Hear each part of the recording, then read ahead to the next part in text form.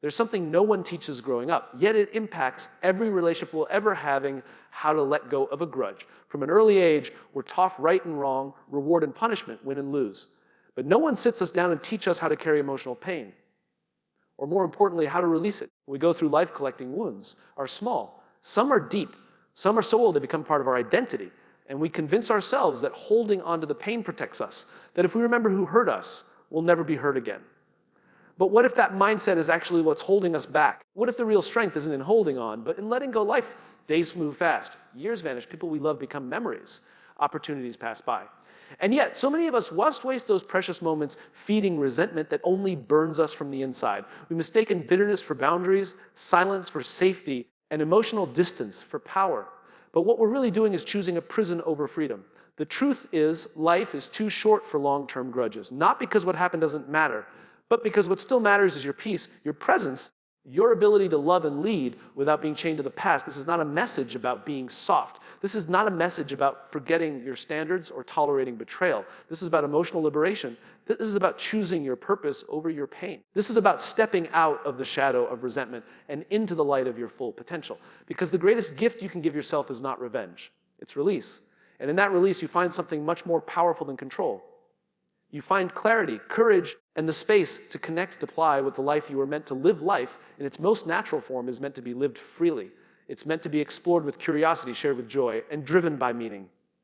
And yet, so many of us walk through it burdened, weighed down by something we can't always name until we sit in silence long enough to hear our own thoughts. That weight is often a grudge, a quiet resentment we carry with us towards someone who hurt us, someone who disappointed us, someone who didn't live up to our expectations. But make no mistake that grudge is not weightless. It might not scream, but it speaks constantly and quietly. It colors our interactions. It hardens our tone. It shapes the way we show up for others. And more tragically, it shapes the way we show up for ourselves. Life is already unpredictable. The last thing we should do is voluntarily carry extra weight on a journey. It's a journey that's filled with enough challenges. Imagine waking up every day wearing a backpack filled with bricks. You don't notice the first few. One argument, one betrayal, one moment of misunderstanding. But they accumulate. And then, when something beautiful happens, when a friend invites you into a new opportunity, when someone extends kindness, when a door opens, you're too tired to step forward. That fatigue doesn't always come from physical exhaustion. It comes from emotional heaviness. A grudge doesn't just live in your mind. It lives in your body. It shows up in your stress levels, in your posture, in your words. That kind of burden robs you of the very essence of what makes life worth living. The truth is, most grudges come from unmet needs or unresolved pain. We hold on to them as a way to protect ourselves. We convince ourselves that if we stay angry, we stay safe. If we stay guarded, we stay strong. But that's a lie we tell ourselves because we don't want to feel vulnerable again. And so we carry the weight, not realizing it's making us less of who we could be. It's easy to justify a grudge. It's easy to say, they hurt me. They don't deserve my forgiveness. But life isn't about what others deserve. It's about what we deserve. And we deserve peace. We deserve freedom. We deserve to walk lightly, to laugh fully, to engage with others without the filter of past pain. But that requires letting go. That requires choosing lightness over heaviness. Letting go doesn't mean forgetting. It doesn't mean pretending the pain that didn't happen. It means deciding the pain no longer gets to control the narrative of your life. It means choosing growth over bitterness. It means stepping into a future that isn't shackled to a past that no longer serves you. When we understand the cost of ferrying grudges, we begin how expensive they truly are, but in time, in relationships, in lost opportunities, in inner peace, and in a life that could have been lighter, freer, more open, and more meaningful. We don't realize how short life is until we lose someone we love and get a diagnosis, until we get to realize that moments are fleeting. Why then do we spend so many of those moments being angry, being bitter, being stuck in a story that keeps us locked in the past? There's a belief we cling to when we've been wronged, a belief that holding on to our anger, our resentment, our pain, somehow holds the other person accountable. We think if we stay angry, we're staying strong. If we don't forgive, we're in control. We carry that grudge, we're punishing the one who hurt us. But that belief is an illusion. The truth is, resentment doesn't punish the other person. It punishes you. It creates a cycle of inner tension that never releases. While the person you resent may have moved on, may not even know the depth of your pain, you are still living with it day after day, year after year. Resentment is self-imposed suffering disguised as self-protection. Our brains are to remember pain more vividly than pleasure. That's an evolutionary survival tool. But in our modern relationships, it often does more harm than good. When we relive moments of betrayal or disrespect, we're not just remembering them, we're experiencing them. The body doesn't know the difference between a memory and a moment. Every time you replay that story, your nervous system lights up like it's happening a damage. That's not just emotional wear and tear. Chronic resentment has been linked to anxiety, depression, even physical illness. It's a stress response that never turns off. And the longer it stays on, the more damage it does. We tend to personalize our pain. We think, they did this to me. But sometimes people hurt us not because they're evil or malicious, but because they're broken too. Hurt people. And when we hold on to that pain, we become part of the cycle. We pass it on. We bring it into our next relationship. We let it leak into our parenting. We carry it into the workplace. And now we're not just the person who was hurt. We're the person who is hurting others without meaning to. That's the real cost of resentment. It transforms the person who was wounded into someone who wounds. Releasing resentment isn't about saying what happened was okay. It's about saying, I choose not to let this moment define my identity. Because every time we nurse a grudge, we're reinforcing a narrative. I'm the victim. I'm the one who was wronged. I'm the one who was betrayed. And when we live in that identity, we stop growing. We sleep. We stop connecting. We stop being fully alive. That narrative becomes a trap. And the key to escape is in our own hands. But most of us don't use it because forgiveness feels like surrender. In reality, forgiveness is sovereignty. It's choosing to own your story instead of being owned by it. Every grudge has a shelf life. And when you hold on to it past its expiration date, it begins to rot the foundation of who you are. You become cynical. You become distrustful. You become isolated. You see every interaction through the lens of that old pain. And even when life offers you something beautiful, you push it away because the lens is too clouded to see clearly. Letting go doesn't mean you forget the lesson. It means you stop repeating the pain. And until you do, you're not punishing them. You're punishing yourself. Forgiveness is one of the most misunderstood concepts in the human experience. For many, it's tangled up in ideas of weakness, of giving up, of letting someone off the hook who doesn't deserve mercy. We confuse forgiveness with approval. We think that if we forgive someone they did was okay, but that couldn't be further from the truth. Forgiveness is not about the other person. It's about reclaiming your power. It's about choosing to no longer be anchored to a moment that hurt you. When we forgive, we don't erase the past, the grip it has on our future. We live in a world that rewards strength. Push harder, be tougher, stand your ground, and sometimes in that pursuit of strength, we armor up emotionally. We become guarded, defensive, rigid.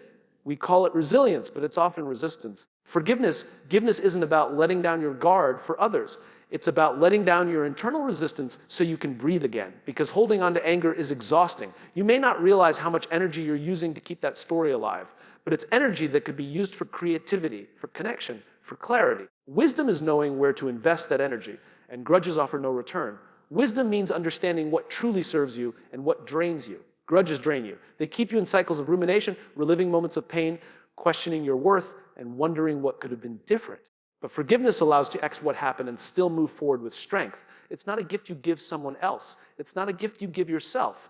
A declaration that you will no longer carry someone else's mistake like a badge of identity.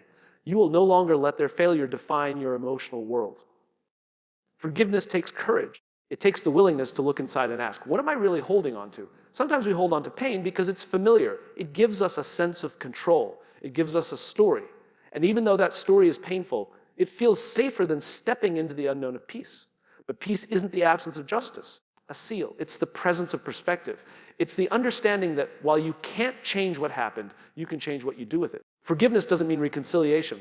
You don't have to invite people back into your life to forgive them. Forgiveness is about your relationship with yourself. It's choosing to remove the emotional charge from a memory. It's choosing not to let that memory shape the way you treat yourself or others anymore. It's letting go of the need for validation, for apology, for the perfect explanation.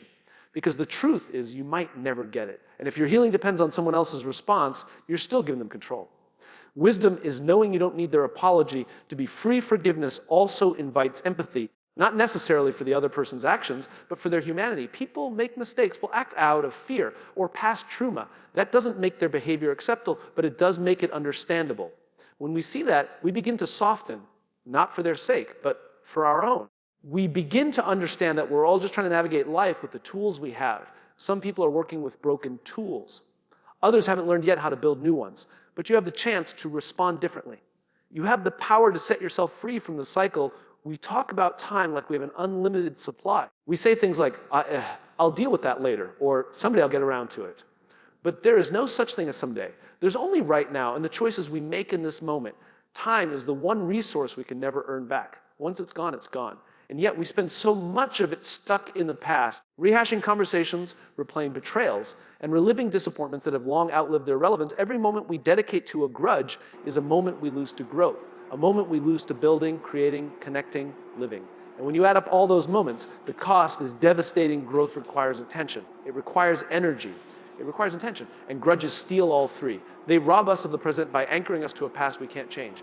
They keep us emotionally handcuffed to a moment that was never meant to define us. And while we're stuck there, while we're mentally reliving old wounds, we miss out on the very life happening right in front of us. We miss the smile of someone who cares. We miss the opportunity that knocks only once. We miss the clarity that comes when we finally decide to stop looking backward and start stepping forward. Time is finite. That is both a reality and a gift. Because when we understand that, we become intentional with how we use it. We begin to ask ourselves, is this worth my time? Not just the meeting on your calendar, but the thought running through your mind. Is the grudge you're holding worth a day of your peace? A week of your creativity? A month of your sleep? We often think the price of a grudge is paid by the other person, but it's not. It's paid by you in lost presence. It's paid in wasted opportunity. It's paid in the slow erosion of joy growth. On the other hand, demands presence. It asks you to be here. Not yesterday, not last year, but here. It invites you to learn from the pain, not live in it. It asks you to build from the lessons, not dwell on the failures. And that requires a conscious decision to let go. Not because what happened doesn't matter, but because what's ahead matters. Your time matters more. Your peace, your purpose, your relationships, your well-being, those matter more. When you look at the most fulfilled people in life, you'll find a common thread. They've all learned how to let go, not because it was easy, not because they weren't hurt, but because they knew that holding on would cost them more than they were willing to pay. They knew that time is too precious to waste it on bitterness, that healing doesn't happen by accident. It happens by decision. A decision to use time not as a container for pain, but as a canvas for growth. Human beings are wired for connection. We're social creatures designed to find safety and meaning in relationships. But somewhere along the way, usually when we've been hurt, something shifts. We trade connection for control. We start to believe that if we control how close someone gets, we can avoid pain. If we hold on to our anger, if we maintain the grudge, we maintain power. We think we're protecting ourselves, but what we're actually doing is isolating ourselves. We build walls that were meant to keep danger out, but they end up keeping everyone out, including the people who genuinely care. When someone wrongs us, it creates a wound. And if that wound isn't acknowledged or healed, it festers. Grudges become the armor we're to make sure it never happens again. But armor doesn't just keep things out. It keeps love out, joy out, connection out. And the irony is the very thing we're trying to protect, our sense of worth, our peace, our identity, gets suffocated inside that armor. Grudges don't empower us, and they enclose us. And over time, we become more committed to the control than we are to the connection. Relationships are built on understanding, on empathy, on vulnerability. None of those can exist when we're clinging to control. You can't have a deep, meaningful relationship with someone when your primary goal is to make sure they never have the chance to hurt you again. That's not trust. That's surveillance. That's not love. That's self-preservation. And it's not sustainable.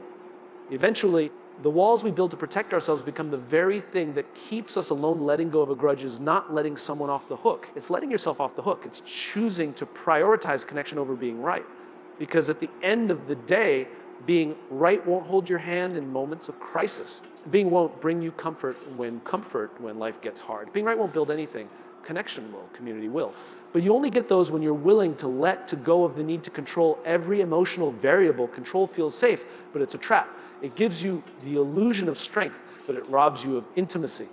And without intimacy, we miss out on the richest parts of life. The real beauty of life happens in the messy, vulnerable, unpredictable moments. When we open ourselves up to the risk of being hurt again, but also to the possibility of being loved, supported, and understood. Grudges are rooted in fear. Fear that it will happen again. Fear that we'll look weak. Fear that we'll be taken advantage of. But fear should never be the foundation of a relationship. Love should. Respect should. Trust should.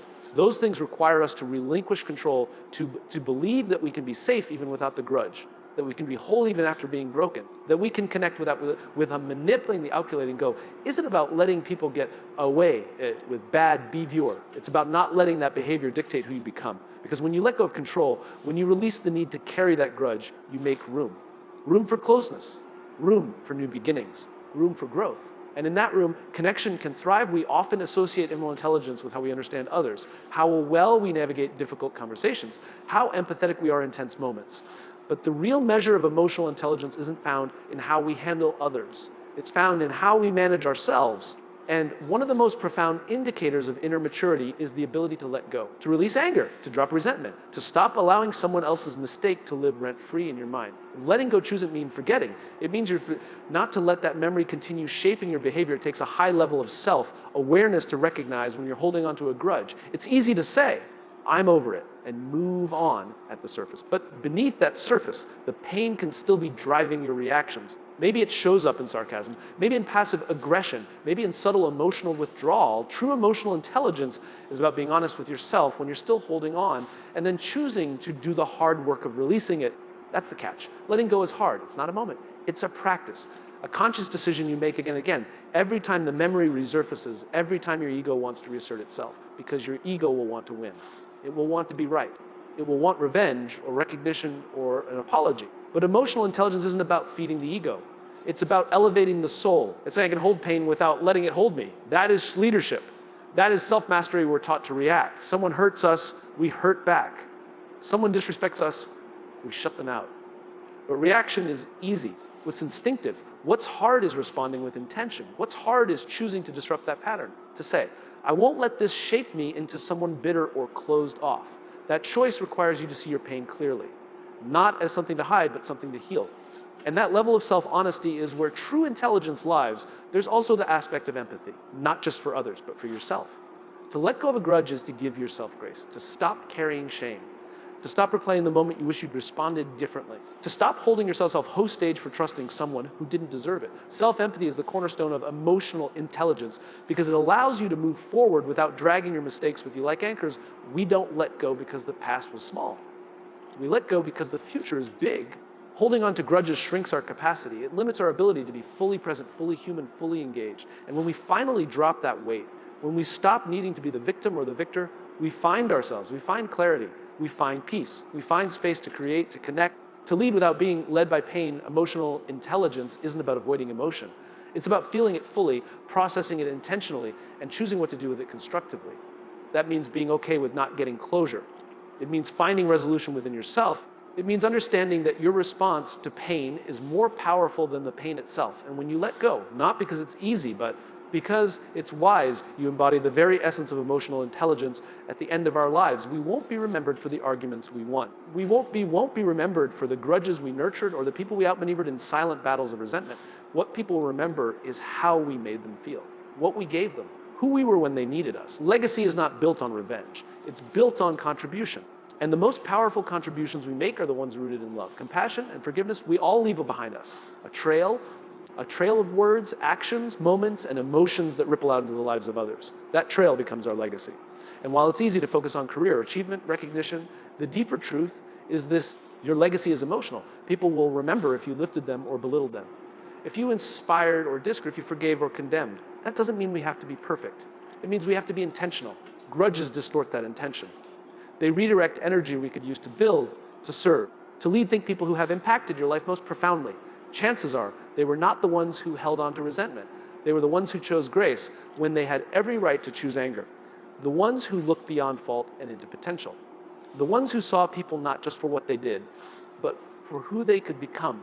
That kind of perspective comes from people who value legacy more than go. When you hold onto a grudge, your energy contracts. You close in, you get smaller, more focused on what went wrong, who wronged you, and what justice you think is owed. But when you let go, your energy expands. You start to see possibility.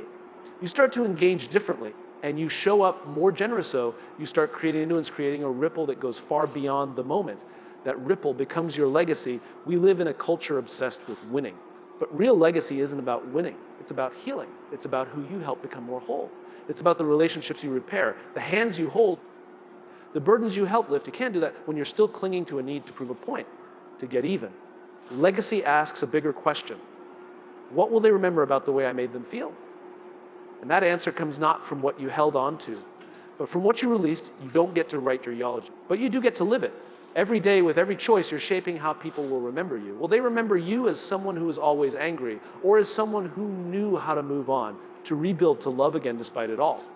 That's the legacy that lasts. Not the one written in achievements, but the one etched into hearts. What if today, right now, you made the decision to stop letting someone else's mix shape your mindset? What if instead of dragging the weight of past pain into every new opportunity, every new conversation, every new connection, you laid it down? because you can. You don't need permission.